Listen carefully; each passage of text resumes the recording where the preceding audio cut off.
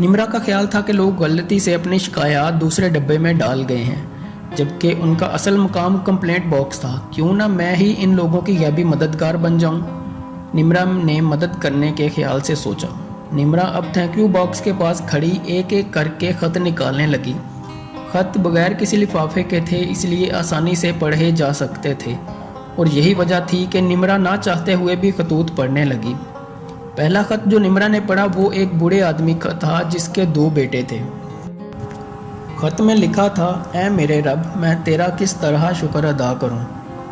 तू मेरे बेटों की नीयत से खूब वाकिफ़ था। तू जानता था कि वो मेरे फर्मा बरदार इस वजह से नहीं हैं क्योंकि वो मेरी औलाद हैं। इनकी वफादारी के पीछे इनके मक्काराना इरादे और उनकी सौतेली माँ के नाम वो जायदाद है जो मैंने कई बरसों पहले उसे निकाह के वक्त दी थी। मेरे बेटे वफादारी की आड़ में मुझसे वो जायदाद लेना चाहते थे। उनका मकसद अपनी दूसरी माँ की तमाम तर खिदमतें फरामोश करके उसे बेघर करना था, मगर तूने ऐसा होने ना दिया। मेरी अचानक मौत ने मेरे बेटों के नापाक इरादे नाकाम कर डाले और वो ना चाहते हुए भी अपनी माँ की खिदमत करने पर मजबूर हो गए। बेशक तू तमाम इल्म रखने वाला कारसाज है, बेशक मौत बरहक है। दूसरा ख़त लिखने वाली रूह एक जवान बे औलाद औरत की थी।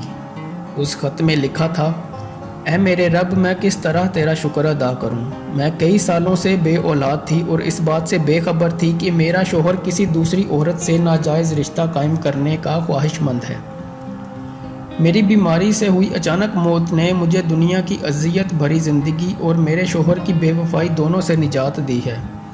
बेशक तू तमाम इल्म रखने वाला कारसाज है, बेशक मौत बरहक है।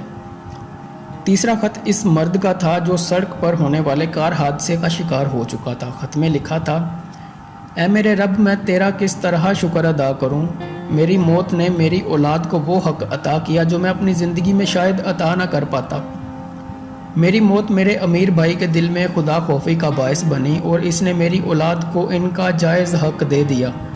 अब मेरी औलाद कभी रोटी की मोहताज नहीं होगी। बेशक तू तमाम इल्म रखने वाला कारसाज है, बेशक मौत बरहक है। अगला ख़त उस बच्चे का था जिसने दुनिया में कुल 3 रोज़ गुजारे। ख़त में लिखा था, ऐ मेरे रब, मैं तेरा किस तरह शुक्र अदा करूं। तूने मेरे वालदैन की बख्शिश का वसीला मुझे बनाया है। शायद ही मेरी ज़िंदगी मेरे वालदैन के हक़ में इतनी कारआमद हो पाती जितनी मेरी मौत है। बेशक तू तमाम इल्म रखने वाला कारसाज है, बेशक मौत बरहक है। आखिरी ख़त जो निम्रा ने पढ़ा वो ज़ैनब का था। ख़त में लिखा था, ऐ मेरे रब, मैं किस तरह तेरा शुक्र अदा करूं। तूने मेरी मौत रोशन कर दी। ऐ मेरे रब, मैं शुक्रगुजार हूँ कि तूने मुझे दुनिया की अदालत का मोहताज ना रखा। दुनिया की अदालतें पामाल इज़्ज़तों का इंसाफ करने में हमेशा नाकाम रही हैं। मेरी इज़्ज़त तूने हमेशा के लिए महफूज कर ली। मैं शुक्रगुजार हूँ तेरी अता करदा जन्नत की। बेशक तू तमाम इल्म रखने वाला कारसाज है, बेशक मौत बरहक है।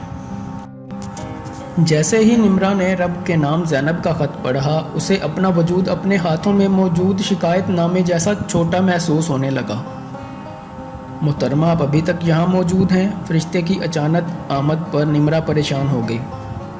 हाँ, बस वो मैं जा रही थी, निम्रा ने घबरा कर जवाब दिया। मगर ख़त तो आपने कंप्लेंट बॉक्स में डाला ही नहीं। फरिश्ते के सवाल पर निम्रा ने अपना ख़त अपनी हथेली में ज़ोर से दबा लिया।